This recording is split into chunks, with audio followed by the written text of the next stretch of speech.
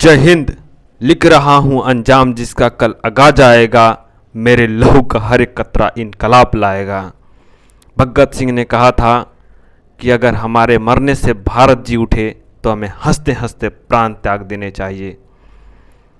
उठो वीर जवानों, ये खून पे इल्ज़ाम ना आए, माँ ना कहे कि मेरे बेटे वक्त पड़ा तो काम ना आए। युद्ध से पहले हमें बुद्ध को एक बार पढ़ लेना चाहिए। कहा जाता है कि करुणा वहीं तक उचित है जहाँ से मर्यादाएं पार ना हो। आगे भारत की आवाज़ आपके समक्ष प्रस्तुत है। जो अपने आप में विश्वास नहीं करता वो नास्तिक है। प्राचीन धर्मों ने कहा है वो नास्तिक है जो ईश्वर में विश्वास नहीं करता। नया धर्म कहता है नास्तिक वो है जो अपने आप में विश्वास नहीं करता। सफलता प्राप्त करने के लिए जबरदस्त सतत प्रयत्न और इच्छा शक्ति की आवश्यकता है। प्रयत्नशील व्यक्ति कहता है मैं समुद्र पी जाऊंगा, मेरी इच्छा से पर्वत टुकड़े टुकड़े हो जाएंगे। इस प्रकार की शक्ति और इच्छा रखो, कड़ा परिश्रम करो, तुम अपने उद्देश्य को निश्चित पाओगे। विश्वास, विश्वास, अपने आप पे विश्वास, ईश्वर पे विश्वास, यही महानता का रहस्य है। यदि तुम पुराण के 33 करोड़ देवी देवताओं और विदेशियों द्वारा बतलाए हुए सब देवताओं में भी विश्वास करते हो, पर यदि अपने में विश्वास नहीं करते तो तुम्हारी मुक्ति नहीं हो सकती। स्वयं पे विश्वास रखो, उस पर स्थिर रहो और शक्तिशाली बनो। ये एक बड़ी सच्चाई है। शक्ति ही जीवन है और कमजोरी मृत्यु। शक्ति परम सुख है, अजर अमर जीवन है। कमजोरी कभी न हटने वाला बोझ और यंत्रणा है। संसार को बस कुछ 100 साहसी स्त्री पुरुषों की आवश्यकता है। उस साहस का अभ्यास करो जिसमें सच्चाई जानने की हिम्मत है, जिसमें जीवन के सत्य को बतलाने की हिम्मत है, जो मृत्यु से नहीं कांपता, मृत्यु का स्वागत करता है और मनुष्य को बतलाता है कि वो अमर आत्मा है। समस्त विश्व में कोई उसका हनन नहीं कर सकता। तब तुम आजाद हो जाओगे। कर्म करना बहुत अच्छा है, पर वो विचारों से आता है। इसलिए अपने मस्तिष्क को उच्च विचारों और उच्चतम आदर्शों से भर लो। उन्हें रात दिन अपने सामने रखो, उन्हीं में से महान कार्यों का जन्म होगा। असफलता की चिंता मत करो, वे बिल्कुल स्वाभाविक हैं। वे असफलताएं जीवन का सौंदर्य हैं। उनके बिना जीवन क्या होता? जीवन में यदि संघर्ष ना रहे तो जीवित रहना ही व्यर्थ है। इसी संघर्ष में है जीवन का काव्य। संघर्ष और त्रुटियों की परवाह मत करो, असफलताओं पर ध्यान मत दो। ये छोटी छोटी फिसलने हैं। आदर्श को सामने रखकर 1000 बार आगे बढ़ने का प्रयत्न करो। यदि तुम 1000 बार भी असफल होते हो तो एक बार फिर प्रयत्न करो। संसार की क्रूरता और पापों की बात मत करो। इसी बात पर खेद करो कि तुम अभी भी क्रूरता देखने को विवश हो। इसी का तुमको दुख होना चाहिए कि तुम सब और केवल पाप देखने के लिए बाध्य हो। यदि तुम संसार की सहायता करना आवश्यक समझते हो तो उसकी निंदा मत करो, उसे और अधिक कमजोर मत बनाओ। पाप दुख आदि सब क्या है? कुछ भी नहीं, वे कमजोरी के ही परिणाम हैं। इस प्रकार के उपदेशों से संसार दिन प्रतिदिन अधिकाधिक कमजोर बनाया जा रहा है। बचपन से ही उनके मस्तिष्क में निश्चित, दृढ़ और सहायक विचारों को प्रवेश करने दो। विश्व की समस्त शक्तियां हमारी हैं। हमने अपने हाथ अपनी आंखों पर रख लिए हैं और चिल्लाते हैं कि सब और अंधेरा है। जान लो कि हमारे चारों ओर अंधेरा नहीं है। अपने हाथ अलग करो, तुम्हें प्रकाश दिखाई देने लगेगा जो पहले भी था। अंधेरा कभी नहीं था, कमजोरी कभी नहीं थी। हम सब मूढ़ हैं जो चिल्लाते हैं कि हम कमजोर हैं, अपवित्र हैं, कमजोरी का इलाज कमजोरी का विचार करना नहीं, वरन शक्ति पर विचार करना है। मनुष्य को शक्ति की शिक्षा दो जो पहले से ही उसमें है। हम देखते हैं कि एक तथा दूसरे व्यक्ति के बीच अंतर होने का कारण उसका अपने आप में विश्वास होना और ना होना ही है। अपने आप में विश्वास होने से सब कुछ हो सकता है। क्या तुम जानते हो तुम्हारे भीतर अभी भी कितना तेज, कितनी शक्तियां छुपी हुई हैं? क्या कोई वैज्ञानिक भी इन्हें जान सका है? मनुष्य का जन्म हुए लाखों वर्ष हो गए, पर अभी तक उसकी असीम शक्ति का केवल एक अत्यंत क्षुद्र भाग ही अभिव्यक्त हुआ है। इसलिए तुम्हें यह नहीं कहना चाहिए कि तुम शक्तिहीन हो। तुम क्या जानो कि ऊपर दिखाई देने वाले पतन की ओट में शक्ति की कितनी संभावनाएं हैं। जो शक्ति तुम में है उसके बहुत ही कम भाग को तुम जानते हो। तुम्हारे पीछे अनंत शक्ति और शांति का सागर है। यदि मानव जाति के आज तक के इतिहास में महान पुरुषों और स्त्रियों के जीवन में सबसे बड़ी प्रवर्तक शक्ति कोई है तो वो है आत्मविश्वास। जन्म से ही ये विश्वास रहने के कारण कि वे महान होने के लिए पैदा हुए हैं, वे महान बने। उपनिषदों में यदि एक ऐसा शब्द है जो वज्र वेग से अज्ञान राशि के ऊपर पतित होता है, उसे बिल्कुल उड़ा देता है, तो वो है अभी ही, यानी निर्भयता। संसार को यदि किसी एक धर्म की शिक्षा देनी चाहिए तो वो है निर्भीकता। ये सत्य है कि इस ऐहिक जगत में अथवा आध्यात्मिक जगत में भय ही पतन तथा पाप का कारण है। भय से ही दुख होता है, यही मृत्यु का कारण है तथा इसी के कारण सारी बुराई तथा पाप होता है। अपनी स्नायु शक्ति बढ़ाओ। हम लोहे की मांसपेशियां और फौलाद के स्नायु चाहते हैं। हम बहुत रो चुके, अब और अधिक ना रो, बल्कि अपने पैरों पर खड़े हो जाओ और मनुष्य बनो। सबसे पहले हमारे युवाओं को मजबूत बनना चाहिए। धर्म इसके बाद की वस्तु है। मेरे तरुण मित्रों, शक्तिशाली बनो। मेरी तुम्हें यही सलाह है। अपने शरीर में शक्तिशाली रक्त प्रवाहित होने पर श्री कृष्ण के तेजस्वी गुणों और उनकी अपार शक्ति को अधिक समझ सकोगे। जब तुम्हारा शरीर मजबूती से तुम्हारे पैरों पर खड़ा रहेगा और तुम अपने को मनुष्य अनुभव करोगे, तब तुम उपनिषद और आत्मा की महानता को अधिक अच्छे से समझ सकोगे। इच्छा शक्ति ही सबसे अधिक बलवती है। इसके सामने हर एक वस्तु झुक जाती है, क्योंकि वो ईश्वर और स्वयं ईश्वर से ही आती है। पवित्र और दृढ़ इच्छा शक्ति सर्वशक्तिमान है। क्या तुम इसमें विश्वास करते हो? मनुष्य, केवल मनुष्य ही हमें चाहिए, फिर हर एक वस्तु हमें प्राप्त हो जाएगी। हमें चाहिए केवल दृढ़, तेजस्वी, आत्मविश्वासी तरुण, ठीक ठीक सच्चे हृदय वाले युवक। यदि ऐसे 100 व्यक्ति भी मिल जाएं, तो संसार आंदोलित हो उठेगा। उसमें विशाल परिवर्तन हो जाएगा। समस्त संसार हमारी मातृभूमि का महान ऋणी है।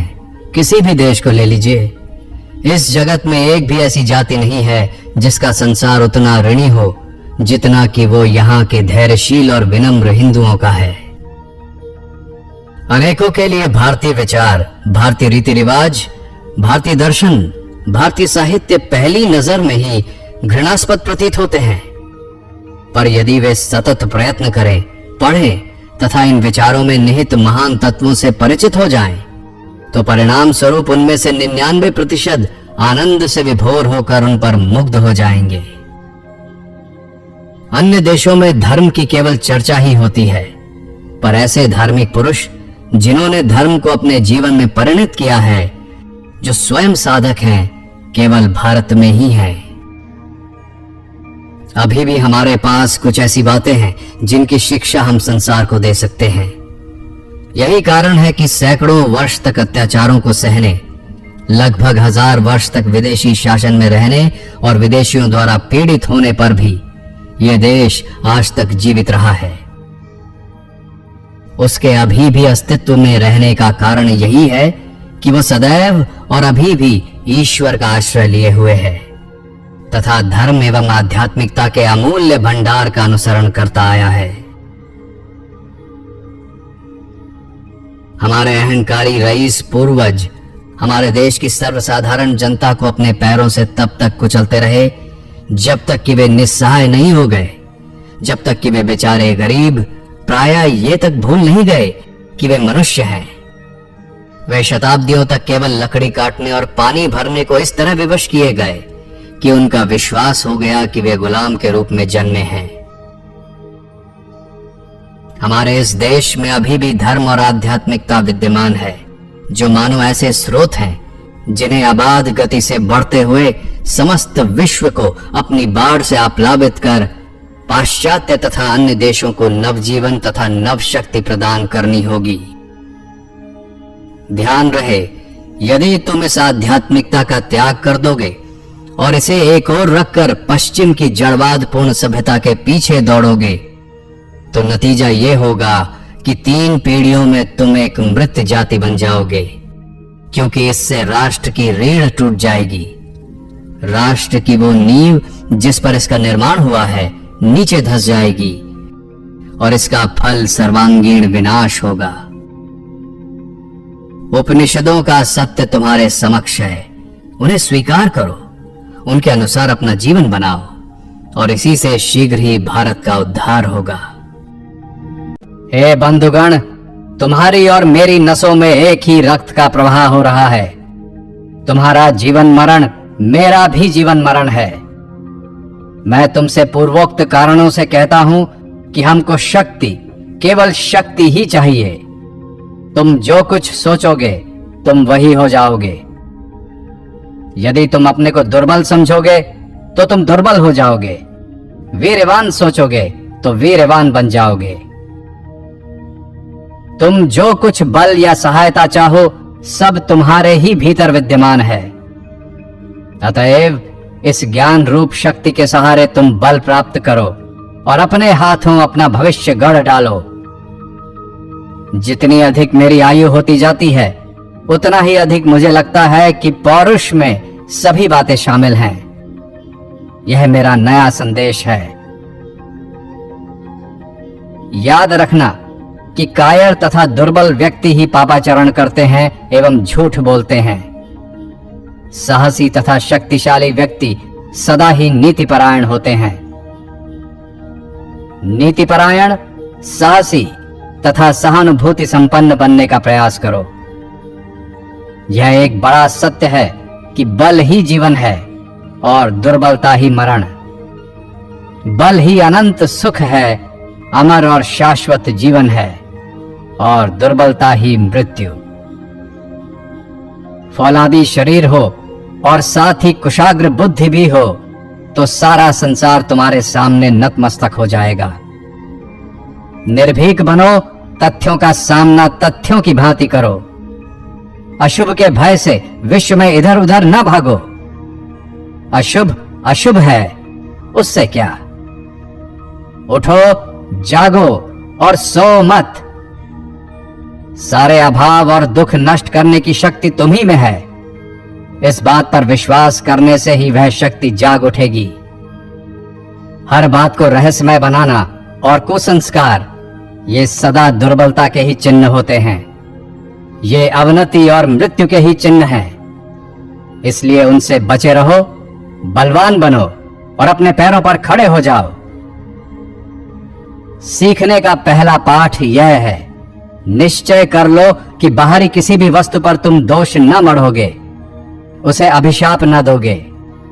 इसके विपरीत मनुष्य बनो, उठ खड़े हो और दोष स्वयं अपने ऊपर मढ़ो। तुम अनुभव करोगे कि यह सर्वदा सत्य है। अपने दोष के लिए तुम किसी को उत्तरदायी न समझो, अपने ही पैरों पर खड़े होने का प्रयत्न करो। सब कामों के लिए अपने को ही उत्तरदायी समझो। कहो कि जिन कष्टों को हम अभी झेल रहे हैं वे हमारे ही किए हुए कर्मों के फल हैं।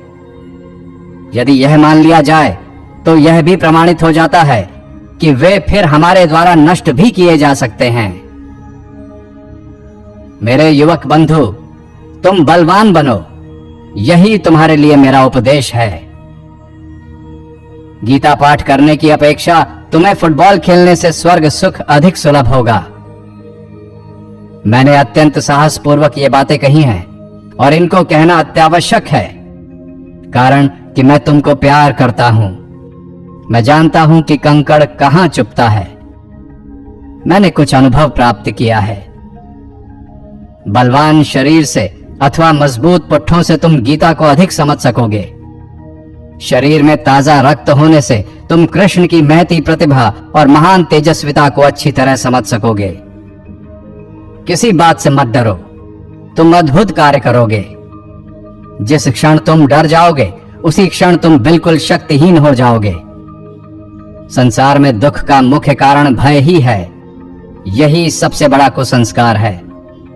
यह भय हमारे दुखों का कारण है और यह निर्भीकता है जिससे क्षण भर में स्वर्ग प्राप्त होता है। अतएव उत्तिष्ठत जागृत प्राप्य वरान निबोधत। मत कहो हम दुर्बल हैं, हम सब कुछ कर सकते हैं। हम क्या नहीं कर सकते? हमसे सब कुछ हो सकता है। हम सबके भीतर एक ही महिमामय आत्मा है। हमें इस पर विश्वास करना चाहिए। आत्मविश्वास का आदर्श ही हमारी सबसे अधिक सहायता कर सकता है। यदि इस आत्मविश्वास का और भी विस्तृत रूप से प्रचार होता और यह कार्य रूप में परिणत हो जाता तो मेरा दृढ़ विश्वास है कि जगत में जितना दुख और अशुभ है उसका अधिकांश गायब हो जाता। एकमात्र इस श्रद्धा के भेद से ही मनुष्य मनुष्य में अंतर पाया जाता है। इसका और दूसरा कारण नहीं। यही श्रद्धा है जो एक मनुष्य को बड़ा और दूसरे को कमजोर और छोटा बनाती है।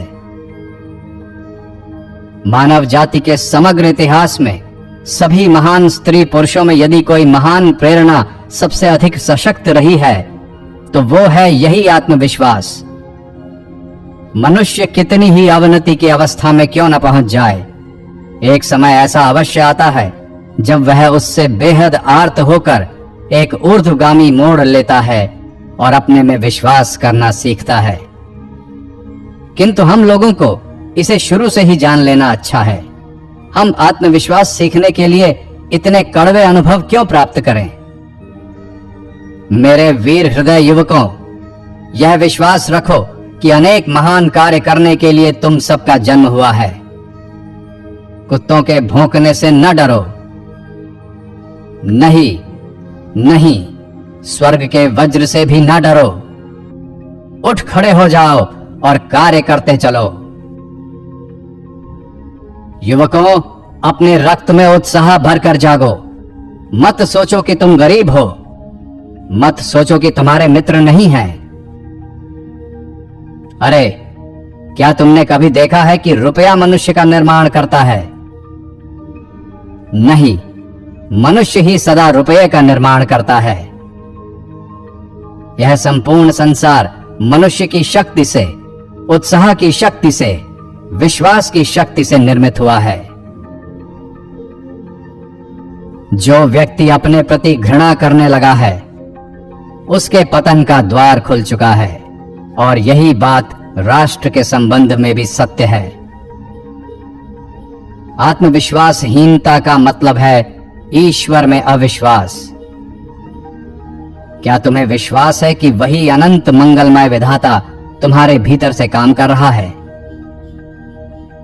यदि तुम ऐसा विश्वास करो कि वही सर्वव्यापी अंतर्यामी प्रत्येक अणु परमाणु में तुम्हारे शरीर, मन और आत्मा में ओतप्रोत है, तो फिर क्या तुम कभी उत्साह से वंचित रह सकते हो?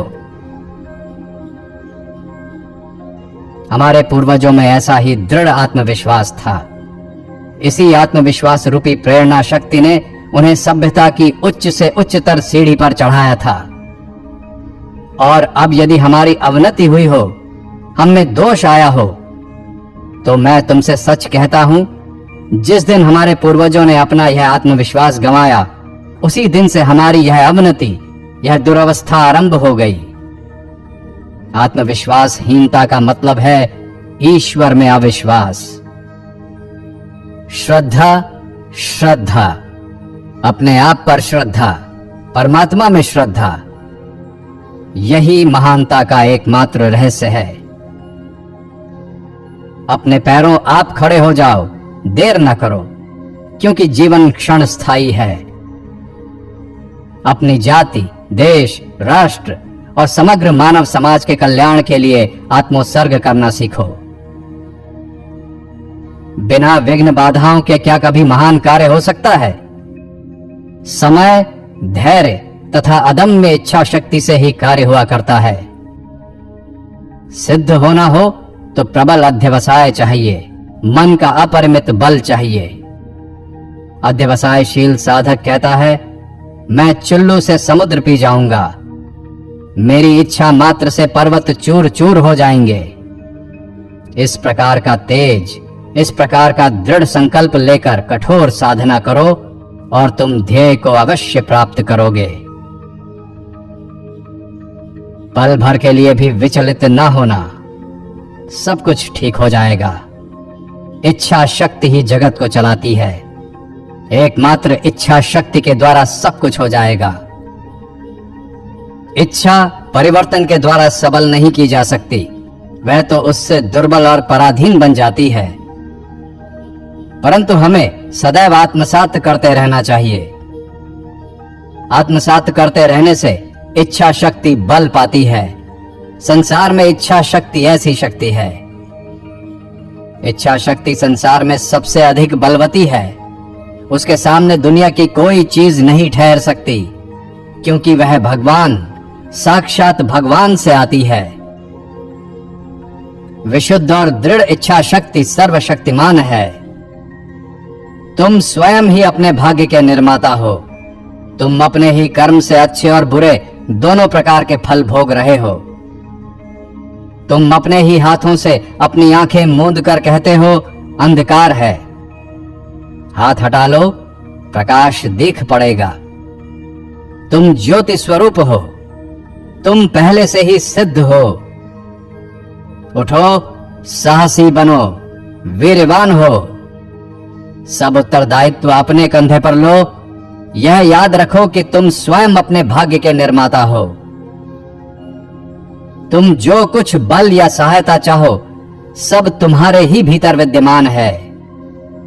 अतएव इस ज्ञान रूप शक्ति के सहारे तुम बल प्राप्त करो और अपने हाथों अपना भविष्य गढ़ डालो। स्वयं ही अपना उद्धार करो। दूसरा कोई तुम्हें मदद न पहुंचाएगा, क्योंकि तुम स्वयं ही अपने सबसे बड़े शत्रु हो और तुम स्वयं ही अपने सबसे बड़े मित्र। उठ खड़े हो और लड़ो। एक पग भी पीछे न रखो। यही भाव है। जो भी आए उससे लड़कर निपट लो। अंतरिक्ष से नक्षत्र भले ही हट जाएं, सारा संसार हमारे विरुद्ध क्यों न खड़ा हो जाए। मृत्यु का अर्थ केवल वस्त्रों का परिवर्तन है, उससे क्या। अतः लड़ो। कायर होकर तुम कुछ भी लाभ नहीं उठाते। एक पग पीछे हटकर तुम किसी भी दुर्भाग्य को टाल नहीं सकते। इस जगत में श्रेय का मार्ग सबसे दुर्गम और पथरीला है। आश्चर्य की बात है कि इतने लोग सफलता प्राप्त करते हैं, कितने लोग असफल होते हैं, यह आश्चर्य नहीं। सहस्रों ठोकर खाकर चरित्र का गठन होता है। केवल सत्कार्य करते रहो, सर्वदा पवित्र चिंतन करो। असत संस्कार रोकने का बस यही एक उपाय है। ऐसा कभी मत कहो कि अमुक के उद्धार की कोई आशा नहीं है। क्यों? इसलिए कि वह व्यक्ति केवल एक विशिष्ट प्रकार के चरित्र का कुछ अभ्यासों की समष्टि का द्योतक मात्र है, और ये अभ्यास नए और सत अभ्यास से दूर किए जा सकते हैं। चरित्र बस पुनः पुनः अभ्यास की समष्टि मात्र है, और इस प्रकार का पुनः पुनः अभ्यास ही चरित्र का सुधार कर सकता है। निकले थे नदी के तलाश में, लेकिन हाथ में समंदर लगा। पहले सोच था कि हम डॉक्टर बनते हैं और लोगों को सेवा करेंगे, लेकिन अब ऐसा सोच नहीं है। अब डॉक्टर बनना नहीं है साहब, लोगों को बनाना है। क्योंकि डॉक्टर बन के हम कुछ लोगों का सेवा कर सकते हैं, लेकिन डॉक्टर बना करके हम पूरे समाज और देश की सेवा कर सकते हैं। अधिकांश बीमारी हमारे पेट से ही उत्पन्न होती है। 80% बीमारियों का जड़ हमारा पेट ही है। भोजन कैसे करें और आहार व्यवहार कैसा रखें, इससे 80% बीमारी ठीक किया जा सकता है। हमारे समाज में बहुत सारे मजदूर वर्ग के लोग हैं जिनका एक दिन का इनकम 200 रुपया होता है, लेकिन अगर उन्हें फीवर भी आ जाए तो डॉक्टर के पास जाते हैं तो सबसे पहले 500 रुपये फी भरना पड़ता है। साथ ही ब्लड टेस्ट, पेशाब टेस्ट, लिवर टेस्ट आदि अन्य टेस्ट लिख देते हैं, जिनके कारण उनका खर्चा और अधिक बढ़ जाता है।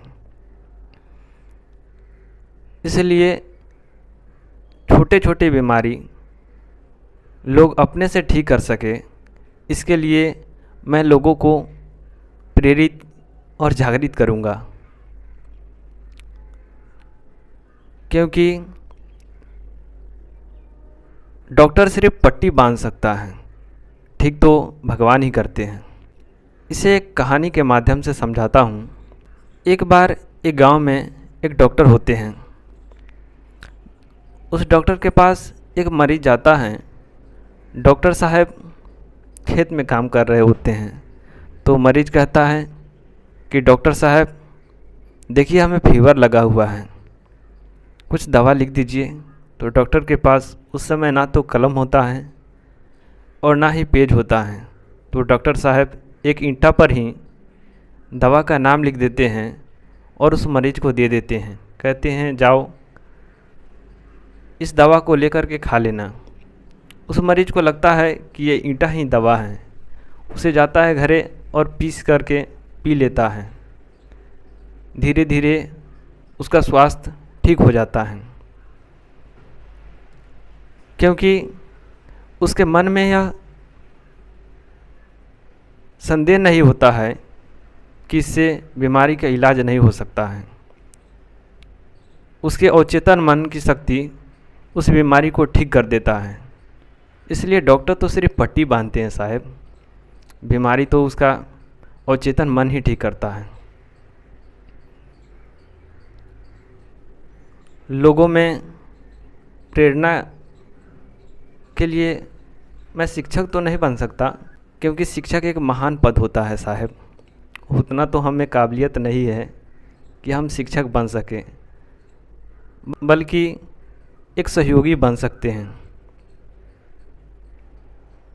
कहते हैं कि माना कि गुल को गुलशन ना कर सकेंगे हम, पर कर देंगे कुछ कांटे कम जिस मार्ग से गुजरेंगे हम। इस वीडियो को देखने के लिए आपका धन्यवाद। जय हिंद।